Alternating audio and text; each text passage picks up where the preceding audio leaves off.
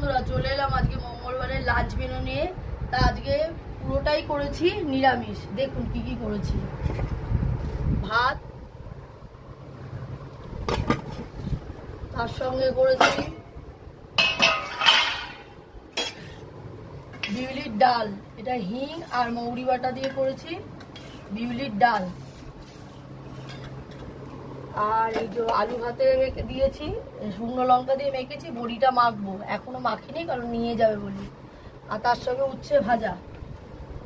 আর এদিকে করেছি এই যে বেগুনি, মটর ডাল বাটা, বেসন চাল গুঁড়ি দিয়ে হচ্ছে বেগুনি করেছি। এটা খুব ক্রিপসি হয়, তাই জন্য এগুলো দিয়ে করেছি। আর কুমড়ি, আর ছেলের জন্য এই যে পাঁপড় ভাজা আর এই কুরকুরি।